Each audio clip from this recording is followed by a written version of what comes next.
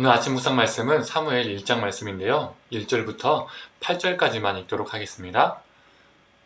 에브라임 산지 라마다임 소임에 에브라임 사람 엘가나라 하는 사람이 있었으니 그는 요라함의 아들이요 엘리후의 손자여 도의 증손이요 숲의 현손이더라.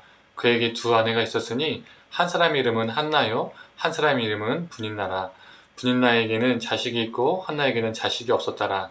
이 사람이 매년 자기 성읍에서 나와서 실로에 올라가서 만군의 여호와께 예배하며 제사를 드렸는데 엘리의 두 아들 홈니와 비나스가 여호와의 제사장으로 거기에 있었더라. 엘가나가 제사를 드리는 날에는 제물의 분깃을 그의 아내 분인나와 그의 모든 자녀에게 주고 한나에게는 갑절을 주니 이는 그를 사랑함이라. 그러나 여호와께서 그에게 임신하지 못하게 하시니 여호와께서 그에게 임신하지 못하게 하심으로 그의 적수인 분인나가 그를 심히 격분하게 하여 괴롭게 하더라. 매년 한나가 여호와의 집에 올라갈 때마다 남편이 그같이 하매 분인나가 그를 격분시키므로 그가 울고 먹지 아니하니 그의 남편 엘가나가 그에게 이르되 한나여 어찌하여 울며 어찌하여 먹지 아니하며 어찌하여 그대의 마음이 슬프냐. 내가 그대에게 10 아들보다 낫지 아니하냐 하니라. 아멘. 오늘 아침 묵상을 들으신 우리 모든 성도님들에게 하나님의 은혜가 있기를 간절히 소망합니다. 오늘 본문은 우리가 잘 알고 있는 것처럼 아이를 낳지 못하는 여인이 등장합니다. 바로 한나죠. 그 시대의 가치관 속에서 불임은요, 저주, 벌로 여겨졌었습니다. 하나님께 복받지 못한 상태를 의미했던 것이죠.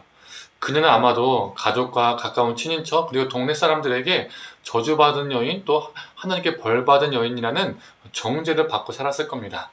복을 받지 못하고 저주만 받은 여인이라는 낙인, 이 낙인 때문에 무자한 그 기간이 그녀에게는 고통의 시간이었을 겁니다. 이 고통의 시간 속에 있을 때 오늘 본문에서는 2명의 남자가 등장합니다. 첫 번째 남자는 남편인 엘가나죠. 엘가나는 한나를 많이 사랑했었습니다. 그래서 자신의 재물의 분깃을 또 다른 아내인 분인나와 또 분인나의 자녀들에게 주는 것보다 갑절, 즉 2배의 분깃을 주었던 것이죠.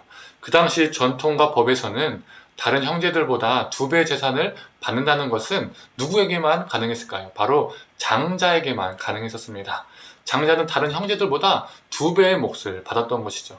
그런데 한나에게는요, 장자가 있습니까? 장자가 있기는커녕 아들도 없었습니다.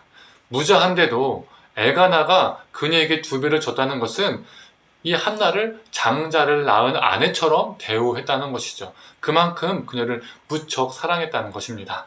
그러나 이 엘가나의 사랑도 그녀에게는 위로가 되지는 않았었습니다. 두 번째 남성은 제사장 엘리입니다. 한나는 실로 즉 하나님의 성수에서 마음이 괴로워서 하나님께 기도로 통곡하고 있었습니다. 한나의 흐느끼는 소리를 듣고 이 엘리는 그녀가 술 취한 것으로 착각을 하게 되죠. 그래서 그녀를 혼을 냅니다. 이게 무엇을 보여주는 걸까요? 하나님께 기도하는 것과 술주정하는 것, 이것조차도 구분하지 못하는 영적 분별력 없는 제사장, 영적 지도자의 모습을 보여주는 겁니다.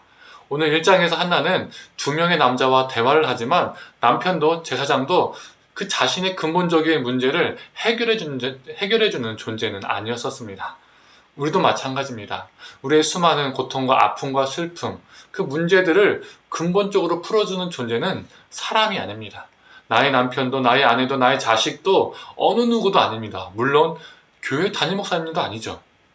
분명 하나님은 사람을 통해서 위로하시고 사람을 통해서 문제를 해결해 나가십니다. 하지만 사람 자체가 해결의 근본이 아닙니다. 우리가 문제 가운데 있을 때 사람을 너무 의지하면요, 그 사람이 나에게 하나님이 된다는 것을 우리는 주의해야 합니다. 우리의 문제를 근본적으로 해결해 주시는 존재는 우리 하나님임을 믿습니다. 저와 우리 성도님들이 어느 누구보다 하나님을 더욱더 의지하기를 간절히 소망합니다. 한나는 하나님께 의지하여 기도합니다. 그녀는 자신의 심정을 하나님께 통하고 있습니다. 표준 세번역은 이렇게 표현합니다. 저의 마음을 주 앞에 쏟아 놓을 뿐입니다. 공동번역은 이렇게 표현합니다. 저는 야훼께 제 속을 털어 놓고 있습니다. 이 기도는 무엇을 보여주죠? 내가 불임이니까 단순히 생물학적 아들을 달라는 게 아닙니다. 날 봉행하고 가문을 이을 자녀를 달라는 게 아닙니다. 하나님께 속한 자녀로 키우겠다는 겁니다. 이 시대를 새롭게 할 아이로 키우겠다고 말하는 것이죠. 그래서 실제로 아들이 생겼을 때 한나는 어떻게 하죠? 하나님께 내어드립니다. 갓 젖된 아이를 떼어서 하나님께 드립니다. 결코 쉬운 일이 아닙니다. 화장실 들어갈 때와 나올 때 다르다는 말이 있죠. 우리 인간은요, 고통 가운데 있을 때요, 수없이 하나님께 약속을 내뱉을 수 있습니다. 그런데 기도가 응답된 후에, 내가 원하는 것을 얻은 후에, 해결된 후에 그 마음이 달라지는 경우도 참 많이 있죠. 그러나 그녀는 기도한 대로 행했습니다. 그 안에서 하나님의 역사가 일어났습니다. 그녀는 하나님의 신실함 앞에 신실함으로 응답했습니다. 우리도 하나님의 신실함 앞에 신실함으로 반응하는 존재가 되기를 간절히 원합니다. 사랑하는 성도님들, 우리의 문제의 근본적인 해결은 사람에게 있지 않고 하나님께 있음을 늘 기억하고 하나님을 의지하고 하나님 앞에 신실함으로 살아가기를 간절히 축원합니다. 함께 기도하겠습니다.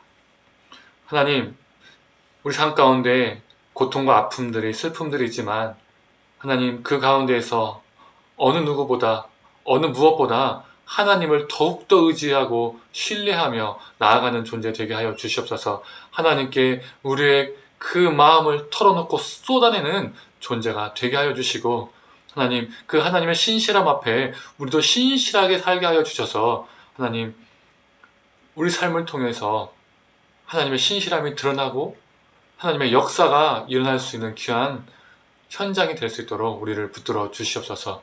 감사드리며 사랑이 많으신 예수님의 이름으로 기도드립니다. 아멘.